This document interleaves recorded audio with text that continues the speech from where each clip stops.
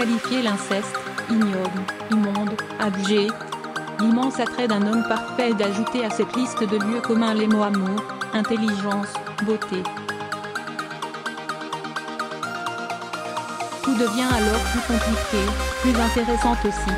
Tiré du livre Un fils parfait, de Mathieu Ménégo, lui-même inspiré d'un fait réel, la fiction réalisée par Didier Vivelle pousse les présupposés à l'extrême. Maxime, le père incestueux, est beau, brillant, intelligent et aimé de son épouse Daphné, Wonder Woman performante avec laquelle il forme un couple CSP++, comblé par leurs deux petites filles, Claire et Lucie.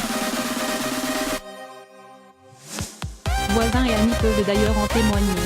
Dans ce cadre doré, comment croire Claire lorsqu'elle écrit à sa mère que son père lui a fait lécher son zizi plein de mousse? Toutes les ambivalences des relations humaines sont alors exploitées, motivées par le plus puissant des sentiments, l'amour. Celui de Daphné pour son mari, qui l'a fait douter de la parole de cette fille, très rapidement supplanté par l'amour maternel, instinctif et aussi excessif que celui de la mère de Maxime pour son fils, thème au cœur du livre.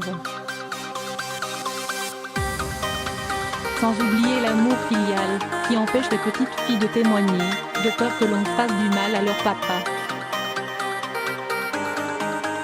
Intensité dramatique. Maxime, c'est l'intelligence au service du mal.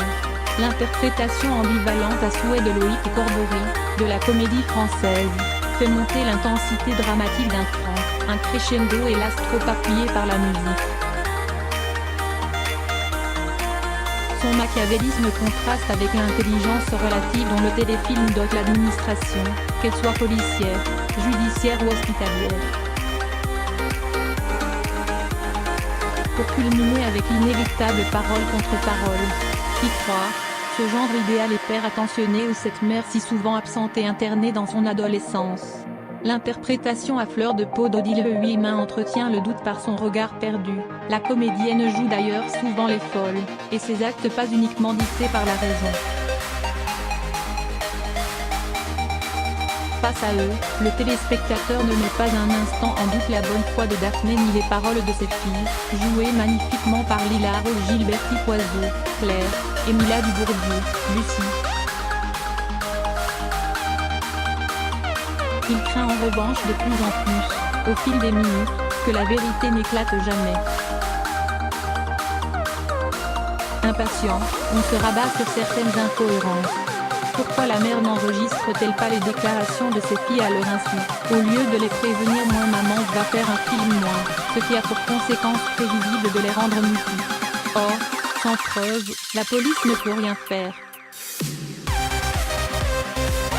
Sous-tendu par de très bons seconds de rôle, amis et parents essentiels à l'intrigue, cette fiction glaçante tape le spectateur. Aussi aurait-elle mérité une fin plus travaillée, ce qui faisait déjà défaut dans le livre. Sans spoiler, l'épilogue rappelle que faire reconnaître un acte incestueux en France reste un combat à l'issue incertaine. La notion d'inceste n'a été introduite dans le code pénal que le 14 mars 2016. Au-dessus de 5 ans, le législateur n'exclut pas d'office que l'enfant puisse être consentant.